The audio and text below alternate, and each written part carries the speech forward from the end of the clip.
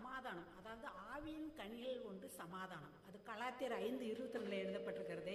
நாம் யாருக்கும் சொல்ல வேண்டியதில்லை அந்த சமாதானத்தின் இன்றியமையாமை குறித்தது. ஏன்னா ஒவ்வொருடைய வாழ்க்கையிலும் சமாதானம் தேவை. அதனால தான் தேவன் சொல்லியிருக்காரு சங்கீதம் 122:7 உன் அலங்கத்திற்குள்ளே சமாதானமும் உன் அரண்மனைக்குள்ளே சுகமும் இருப்பதாக அப்படின்னு.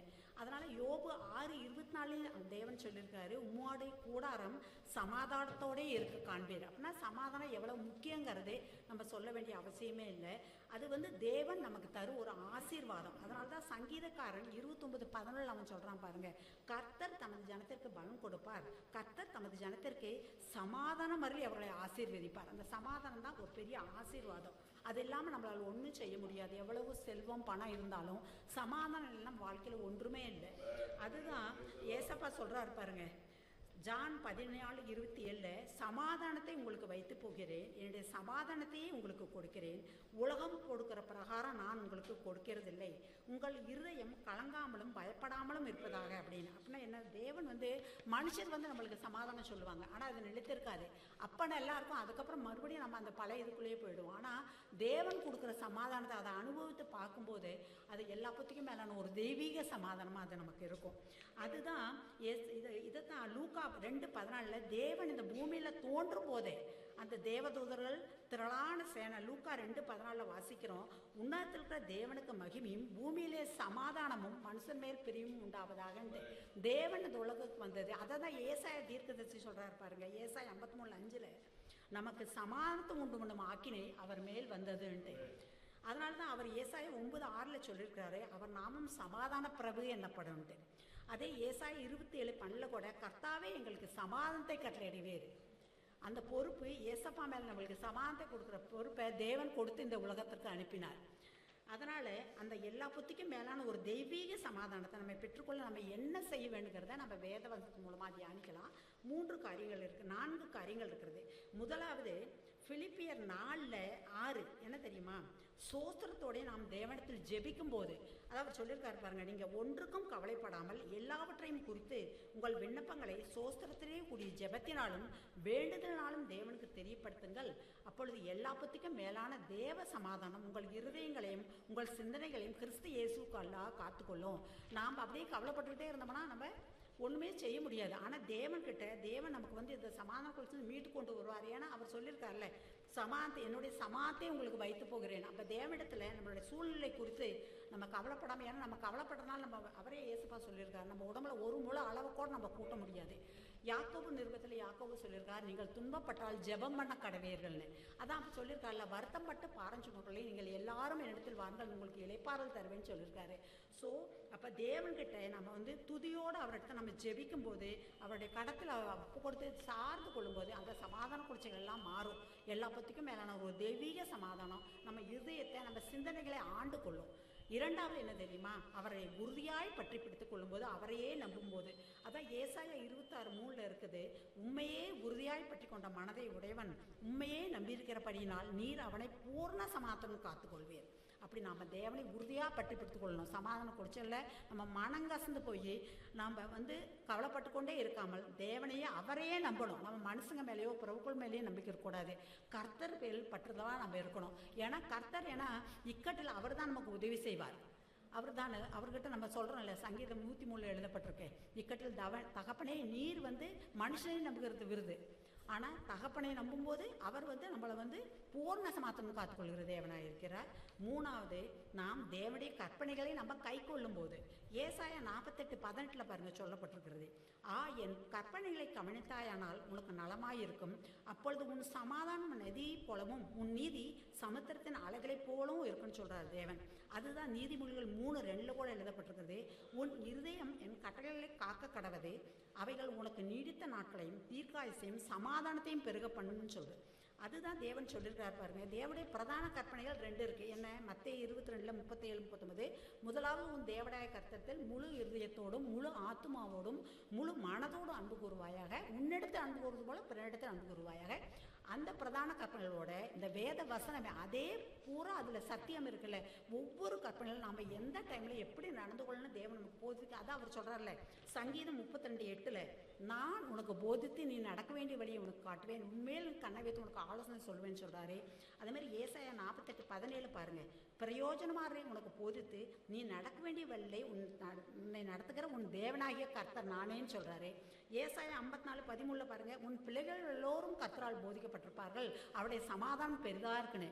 அப்படி தேவன் அவர் நமக்கு போதிக்கிற இந்த கற்பனைகள் நாமும் நம்ம பிள்ளைகளும் காத்து நடக்கும்போது அப்பொழுது சமாதானம் எல்லா பற்றிக்கும் மேலான தெய்வீக சமாதானத்தை தேவன் நமக்கு தந்துடுவார். நம்முடைய சமாதானம் நதியை போல இருக்கும், பெரிதாக இருக்கும். அதுதான் பால் அப்போஸ்தலன் சொல்கிறார் பாருங்கள், பிலிப்பியர் 4:8-9 பாருங்கள், கடைசியாக சகோதரரே, உண்மை உள்ளவைகள் எவைகளோ, ஒழுக்கம் உள்ளவைகள் எவைகளோ, நீதி உள்ளவைகள் எவைகளோ, கற்புள்ளவைகள் எவைகளோ, அன்புள்ளவைகள் எவைகளோ, நற்கீர்த்தி உள்ளவைகள் எவைகளோ, புண்ணியம் எதுவோ, புகழ் எதுவோ, அவைகளையே சிந்தித்துக் கொண்டிருக்கிறோம். அப்படின்னா அதே வேத வசனங்கள்.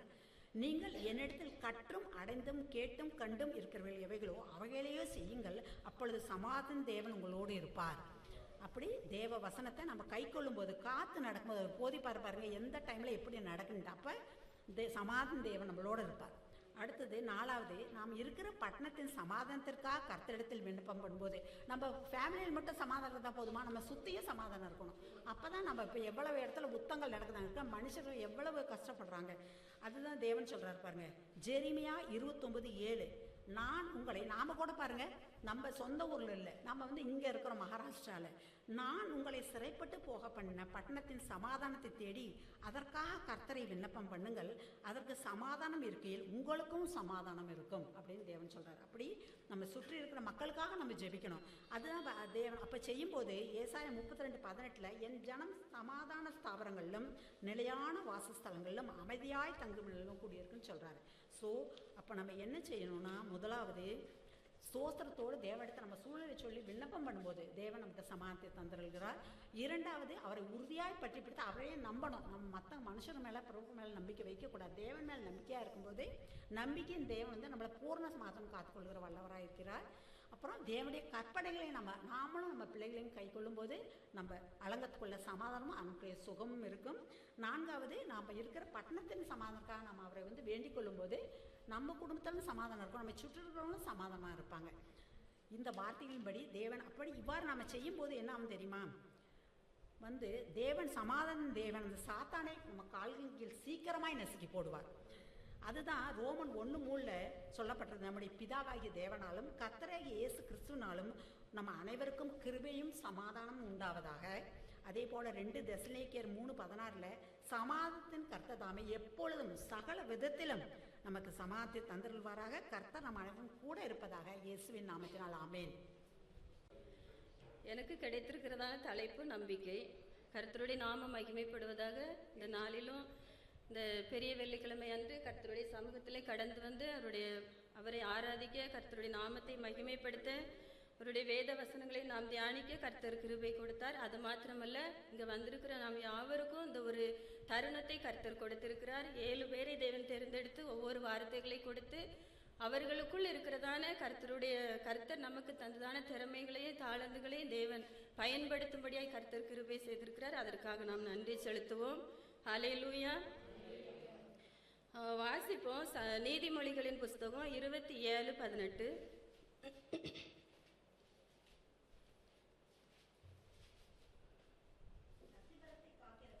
நீதிமொழிகள் 23:18. நிச்சயமாகவே முடிவு உண்டு, உன் நம்பிக்கை வீண் போகாது. ஹல்லேலூயா. கிறிஸ்தவ வாழ்க்கையில் தேவன் நமக்கு தரும் ஆசீர்வாதங்களில் ஒன்று நம்பிக்கையாகும். அப்போ தேவனுடைய பிள்ளைகளாய் வாழும் பாக்கியத்தையும் தேவன் என்ன செய்திருக்கிறார், நம்மளுக்கு பெரும்படியாக இவ்வுலகத்திலே கர்த்தர் நமக்கு கிருபை கொடுத்திருக்கிறார்.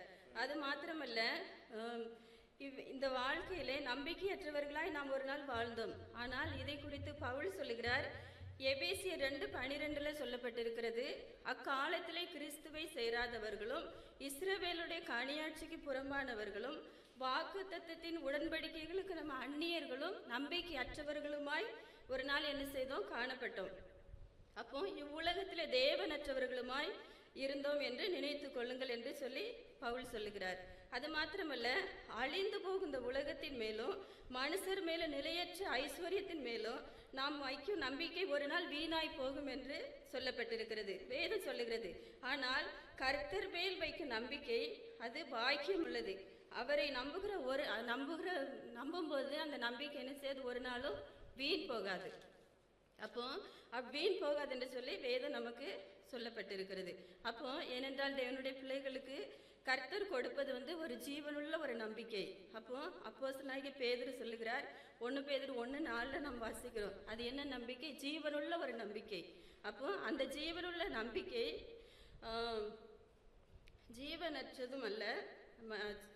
ஜீவனற்றது மாத்திரமல்ல, அது மகிமையின் ஒரு நம்பிக்கை. அல்லேலூயா! அது ஜீவனுள்ள ஒரு நம்பிக்கை, அதுக்கப்புறம் அது மகிமையின் ஒரு நம்பிக்கை, வெறும் நம்பிக்கை கிடையாது. அப்போ கொலோசியர் 1:27 பவுல் சொல்லுகிறார், தேவன் மேல் வைக்க நம்பிக்கை அது எந்த ஒரு சூழ்நிலையாக இருந்தாலும் சரி, அது எப்பவுமே அது நம்மளை அந்த நம்பிக்கை என்ன செய்யாது, வெட்கப்படுத்தாது. அதே தான் 2 கொரிந்தியர் 1வது அதிகாரம் 8-10 நம்ம வாசிக்கிறோம். அப்போ மரணம் நேரிடுகிறதாக ஒரு சூழ்நிலைகள் கடந்து வந்தாலும் மரித்தோரை எழுப்புகிற அந்த ஜீவனுள்ள தேவன் மேலே பவுல் வைத்திருந்ததான அந்த நம்பிக்கை குறித்து இந்த வேதம் சொல்லுகிறது. ஏனென்றால் தேவ பிள்ளைகளாகி நாம் அவர் மேல் வைத்திருக்கும் நம்பிக்கையை சாத்தான் சில வேளைகளிலே குலைக்க பார்ப்பான். அப்போ ஏனென்றால் நாம் தேவன் மேல் வைத்திருக்கும் நம்பிக்கையை அது என்ன செய்யணும், இவங்களை இவங்க இவ்வளோ ஸ்ட்ராங்காக கர்த்தரை நம்புகிறாங்க, இவங்களை எப்படியாவது விழ தள்ளணும் அப்படின்னு சொல்லி அவன் அநேக பிள்ளைகளை அவன் கண் வைத்து கொண்டு இருப்பான். அப்படிதான் தேவதாசர்கள் மேலேயும் கண் வைத்ததை நாம் இதில் பார்க்கிறோம். அப்போ இதில் முதலாவது நாம் என்ன பார்க்கிறோம், வாசிப்போம். ரோமர் எழுதின சுவிசேஷம் 4வது அதிகாரம் 18 21 வரை நாம் பார்க்கிறோம்.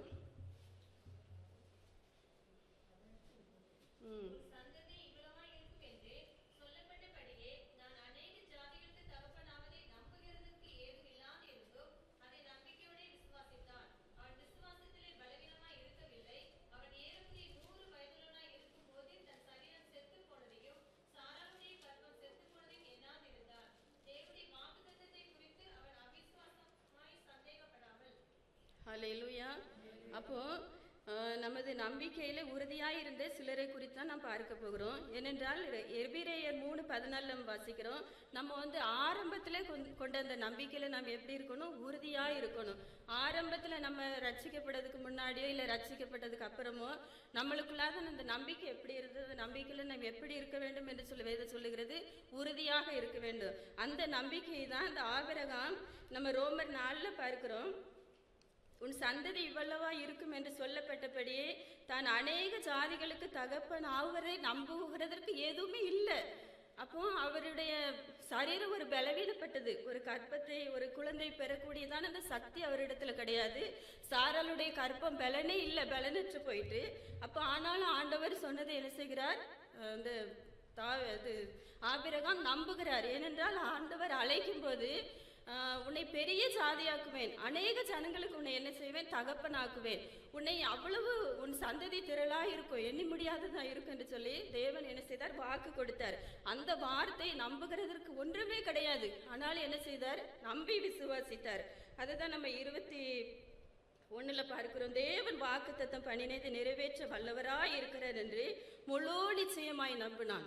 அப்ப முழு நிச்சயமாய் நம்பினதுனால கர்த்தர் என்ன செய்தார், ஆபிரகாமை ஆசீர்வதித்தார். 25 வருடம் அவர் காத்திருந்தார் அவருடைய வார்த்தை நம்பிக்கையோடு. ஆனா அந்த நம்பிக்கை அவர் என்ன செய்யவில்லை, வெட்கப்படுத்தவில்லை. ஹல்லேலூயா! இன்னைக்கு நாமும் கூட சில வேளைகளிலே சில காரியங்களுக்காக ஆண்டவருடைய சமூகத்திலே நம்பிக்கையோடு காத்திருக்கலாம். ஆனால் அந்த நம்பிக்கை என்ன செய்யாது, ஒரு நாளும் வெட்கப்பட்டு போகாது. ஹல்லேலூயா! அப்போ ஆபிரகாமை தேவன் ஆசீர்வதித்திருக்கிறார், நம்மையும் தேவன் ஆசீர்வதிக்க ஒரு வல்லமை உள்ள தேவனாக இருக்கிறார். அதற்கப்புறம் 2வதாக நாம் பார்ப்போம், யோபின் புஸ்தகம் 13:15 நாம் பார்ப்போம்.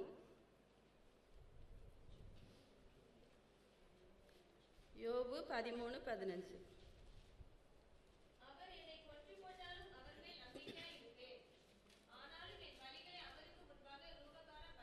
ஹல்லேலூயா! இந்த யோபுடைய ஒரு சூழ்நிலை எல்லாருக்கும் தெரியும். யோபு எல்லாவற்றையும் இழந்து போயிட்டாரு. எல்லா சரீரத்தில் பலவீனம், சரீரத்தில் தாங்க முடியாத பலவீனம், அவர் நேசித்ததான பிள்ளைகள், அவருடைய ஆஸ்தி அந்தஸ்து எல்லாவற்றையுமே இழந்து போயிட்டாரு. ஆனாலும் என்ன செய்யல, அவரு நம்பிக்கையை மட்டும் என்ன செய்யல, இழக்கவே இல்லை. கர்த்தர் மேல் நம்பிக்கையாக இருந்தார். அப்போ அதுதான் நம்ம பார்க்கிறோம். அவர் யோபு சொல்லுகிறார், என் மீட்பர் என்ன செய்கிறார், உயிரோடு இருக்கிறார். அல்லேலூயா. அந்நிய கண்கள் அல்ல, என் சொந்த கண்ணை என்ன செய்யும், ஒரு நாள் அவரை பார்க்கும். அது மாத்திரமல்ல, அவர் என்ன சொல்லுகிறார் தெரியுமா, என்னை கொன்று போட்டாலும் நான் என்ன செய்வேன், அசையாதபடி ஒரு நம்பிக்கையாக இருப்பேன். எனக்கு என்ன சூழ்நிலைகள் கடந்து வந்தாலும் பரவாயில்ல, என் தேவனை நான் என்ன செய்வேன், நம்புவேன். அவர் என்ன செய்வார், ஆசீர்வதிப்பார் அப்படின்னு சொல்லி அந்த யோபுக்கு அவ்வளவு ஒரு ஆணித்தரமான ஒரு நம்பிக்கை இருந்தது. அப்போ பிரியமானவர்களே, இப்படிப்பட்ட ஒரு சூழ்நிலையில கூட அந்த யோபு என்ன செய்யல, நம்பிக்கை இழக்கல. சாத்தான் பல சூழ்நிலைகளிலே அவரை என்ன செய்தான், சோதித்தான். அநேக துன்பங்கள், கஷ்டங்கள் எல்லாவற்றையும் அவன் கூட இருந்த சிநேகிதர் கூட என்ன செய்தார்கள், அவரை பரியாசம் பண்ணினார்கள். ஆனாலும் அவர் கர்த்தர் மேல் வைத்த நம்பிக்கையை மாத்திரம் என்ன செய்யவில்லை, விட்டுவிடவில்லை. அப்போ அவர் பயப்படவில்லை. அதுதான் யாக்கோபு 5:11 சொல்லப்பட்டிருக்கிறது, யோபின் பொறுமை குறித்து என்ன செய்திருக்கிறீர்களே, கேள்விப்பட்டிருக்கிறீர்கள். அப்போ யோபு பொறுமை உள்ளவராக காத்திருந்தார். இன்னைக்கு நமக்கு சில காரியங்கள் நடக்கலை என்று சொன்னால் நம்ம என்ன செய்தோம், அவசரப்படுறதும். சில நேரங்களில் நம்மளுக்கு தெரியும், நம்ம உலக மனுஷர்கள், உலகத்தில் வாழ்ந்தோம். ஆனால் அப்படி இருக்கக்கூடாது.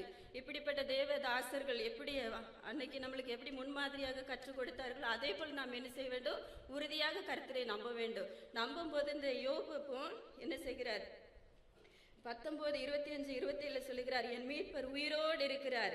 அப்போ ரோமர் 12 நாம் பார்க்கிறோம், அது என்ன நம்பிக்கை, நம்பிக்கையின் ஒரு தேவன். அவருக்கு பேர் என்னதான், நம்பிக்கையின் தேவன். அந்த நம்பிக்கையின் தேவன் மேல் என்ன செய்தார் யோபு, அளவில்லாதபடி ஒரு நம்பிக்கையை வைத்தார். அது மாத்திரமல்ல, யோபு 42:5 அவர் என்ன செய்கிறார், அவரை என் காதினால் குறித்து கேள்விப்பட்டேன், ஆனால் இப்பொழுதோ என் கண் என்ன செய்கிறது, அவரை காண்கிறது. ஹல்லேலூயா. ஒரு நாள் நாமும் தேவனை காண்போம் என்று சொல்லி நாம் என்ன செய்ய வேண்டும், நம்ப வேண்டும். என் தேவன் பூமியில் ஒரு நாள் நிற்பார், நான் அவரை பார்ப்பேன். இந்த தோல் முதலானவைகள் அழிந்து படாலும் பரவாயில்ல, என் கர்த்தருக்காக நான் நம்பிக்கையோடு காத்திருப்பேன் அப்படின்னு சொல்லி யோபு அவ்வளவு ஒரு வைராக்கியமாக இருந்தார். ஹல்லேலூயா. அது யோபை தேவன் என்ன செய்யவில்லை, வெட்கப்படுத்தவில்லை. 42:10 நாம் பார்க்கிறோம், இழந்து போன எல்லாவற்றையும் தேவன் என்ன செய்தார், யோபுக்கு திரும்ப கொடுத்தார். அல்லேலூயா. கர்த்தருடைய நாமம் மகிமைப்படுவதாக. 3ஆவதாக நாம் பார்ப்போம், சங்கீதத்தின் புஸ்தகம் 71:5.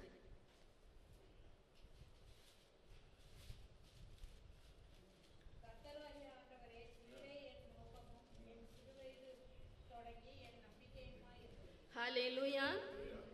சங்கீதக்காரனாகிய தாவீது சொல்லுகிறார், அவர் எந்த சூழ்நிலையிலே கர்த்தரை நம்பினார் என்று சொல்லி எல்லாருக்கும் தெரியும்.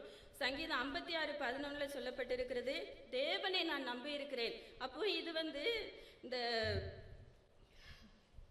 ஒரு நிமிஷம் 56:1 நம்ம பார்க்கிறோம். என்ன சொல்லப்பட்டிருக்குன்னா, பெலிஸ்தருக்கு பெலிஸ்தர் தாவீதை காத்தூரிலே பிடித்த போது அப்போ அவரை வளைந்து கொண்டு பிடித்து கொண்டார்கள். அப்படிப்பட்ட ஒரு சூழ்நிலையில இந்த 56:4 நான் பார்க்கிறோம், தேவனை முன்னிட்டு அவருடைய வார்த்தை புகழுவேன், நான் தேவனை நம்பி இருக்கிறேன், மனுஷருக்கு நான் என்ன செய்யேன், பயப்படேன். அல்லேலூயா. அல்லேலூயா. அதைதான் நம்ம 56:11 கூட பார்க்கிறோம், தேவனை நம்பி இருக்கிறேன், நான் பயப்படேன், மனுஷன் எனக்கு என்ன செய்வான். அப்ப அது மாத்திரமல்ல, 56:1 அதுக்கப்புறம் 57:1 பார்க்கிறோம். அது மாத்திரமல்ல, 62:8 சொல்லப்பட்டிருக்கிறது, ஜனங்களை எக்காலத்திலும் கர்த்தரை நம்புங்கள், அவருடைய சமூகத்தில் நம்முடைய இருதயத்தை என்ன செய்ய வேண்டுமா, ஊற்றி விடுங்கள் அப்படின்னு சொல்லப்பட்டிருக்கிறது. அது மாத்திரமல்ல, 125:1 சொல்லப்பட்டிருக்கிறது, கர்த்தரை நம்புகிறவன் என்றென்றைக்கு அசையாமல் நிலைத்திருக்கும் சீயோன் பர்வதத்தை போல் இருப்பான். அல்லேலூயா. அப்போ கர்த்தரை யார் யார் நம்புகிறார்களோ அவர்கள் என்னைக்கும் என்ன செய்ய மாட்டார்கள், அசைக்கப்பட மாட்டார்கள். அல்லேலூயா. அதான் சங்கீதம் 16:8 சொல்லுகிறார், அவரை நான் எப்பொழுது என் வலது பக்கத்தில் வைத்திருக்கிறேன், நான் அசைக்கப்படுவதில்லை என்று சொல்லப்பட்டிருக்கிறது. அல்லேலூயா. அந்த தாவீது என்ன சொல்லுகிறார், சங்கீதம் 23:1-6 வரை நாம் பார்க்கிறோம், அவர் எனக்கு எப்படி இருக்கிறார், மேய்ப்பராக இருக்கிறார், நான் என்ன செய்யேன், தாழ்ச்சி அடையேன், நான் மரண இருளின் பள்ளத்தாக்கில் நடந்தாலும் எனக்கு பொல்லாப்பு நேரிட்டாலும் என்ன செய்யாது, நான் பயப்படாமல் இதில் நான் நம்பிக்கையாக இருப்பேன். ஏனென்றால் அவருக்கு பல சூழ்நிலைகள் கடந்து வந்தது. யுத்தத்தில் போகும்போது அவருடைய சொந்த குமாரன் ஒரு வேளையில நம்ம பார்க்கிறோம். 1 சாமுவேல் 23, 26, 27 படிங்க சீக்கிரமா. 1 சாமுவேல் 23, 26, 27.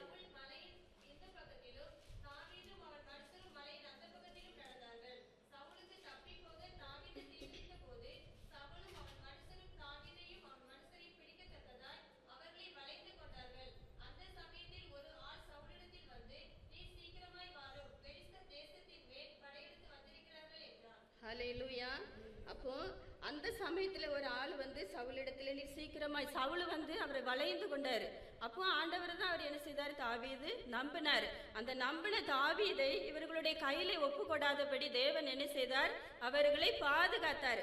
அந்த தாவீது சொல்லுகிறார் சங்கீதம் 38:8, 36:8, 38:8 சொல்லுகிறார், கர்த்தர் எனக்காக யாவை செய்து முடிப்பார், அவருடைய கிருபை என்றும் உள்ளது. ஹல்லேலூயா. அதை அறிந்துதான் ஒரு தாவீது கர்த்தரை எப்பொழுது துதிக்கிற ஒரு தாவீது, கர்த்தரை எப்பொழுது அவருக்கு முன்பாக வைக்கிறதான ஒரு தாவீது, நம்பிக்கையில அசைவில்லாதபடி அவர் வைத்திருந்த அந்த தாவீது சொல்லுகிறார். அப்போ சங்கீதம் 71, 20, 21 சொல்லப்பட்டிருக்கிறது, என் அநேக இக்கட்டுகளை ஆபத்துகளை காணும்படி செய்த என்னை அவர் திரும்பவும் உயிர்ப்பித்து பூமியின் பாதாளங்களில் இருந்து என்னை ஏற பண்ணி என்னை மறுபடியும் தேற்றி என் மகிமையை பெருக பண்ணுகிறார் என்று சொல்லப்பட்டிருக்கிறது. ஹல்லேலூயா.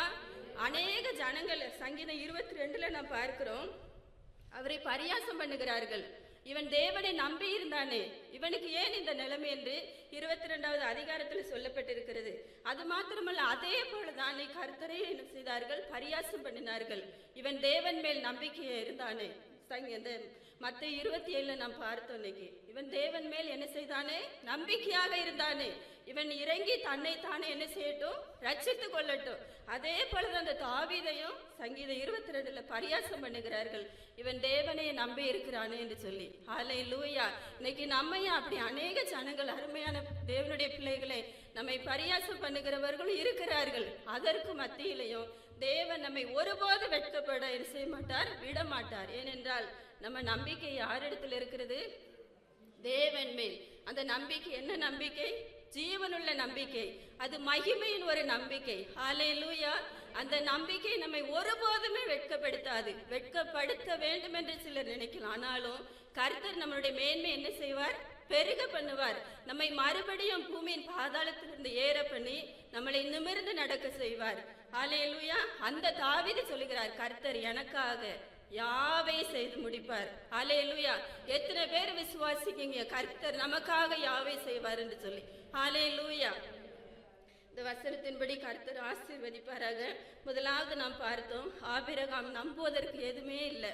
அந்த ஒரு சூழ்நிலையிலையும் கர்த்தரை நம்பினான். கர்த்தர் அவருக்கு அழகான குழந்தையை கொடுத்து அநேக ஜாதிகளுக்கு அவரை தகப்பனாகும்படி, நம்ம ஜீவனுள்ளவர்களுக்கெல்லாம் தாயாகும்படி அந்த சாராளை ஆசீர்வதித்தார்.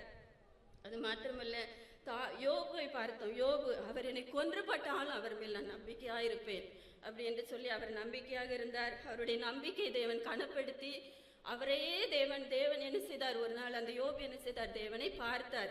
அது மாத்திரமல்ல, அவரை வெறுமையாக விடல. என் யோபு என்னை நம்பி இருந்தான் என்று சொல்லி அவரை இரட்டிப்பாக எல்லாவற்றையும் திரும்ப கொடுத்து அவர் என்ன செய்தார், ஆசீர்வதித்தார். அது மாத்திரமல்ல, தாவீது ராஜாவை குறித்து நாம் பார்த்தோம். கர்த்தர் என் சிறு வயது தொடங்கி நீரே நம்பிக்கையாயிருக்கிறீர் என்று சொல்லி தன்னை அவ்வளவு ஒரு தாழ்மையாக, அவரை எவ்வளவு தாழ்த்த முடியுமோ அவ்வளவு தாழ்த்துவார். நான் மனுஷன் அல்லப்பா, ஒரு புழு என்று சொல்லி அவர் சங்கீதம் 22 அவ்வளவு தாழ்மையாக தன்னை சொல்லி கொண்டே வந்தார். அப்படி சொல்லி கொண்டு வந்த தேவன் தாவீதை என்ன செய்தார், ஆசீர்வதித்தார்.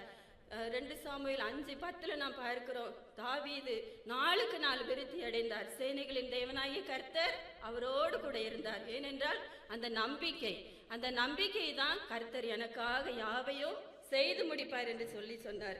அல்லேலூயா. இந்த வார்த்தையின்படி ஆபிரகாமை ஆசீர்வதித்த தேவன், யோபுவை இரட்டிப்பாக ஆசீர்வதித்த தேவன், தாவீது ராஜாவை எல்லா சூழ்நிலைகளிலும் எல்லா இக்கட்டுகளுக்கும் ஆபத்துகளுக்கும் விலக்கி காத்து ஆசீர்வதித்த தேவன் நாம் யாவரையும் ஆசீர்வதிப்பாராக. அந்த வாய்ப்பு கொடுத்த தேவதாசருக்கு நான் நன்றி செலுத்துகிறேன். அல்லேலூயா.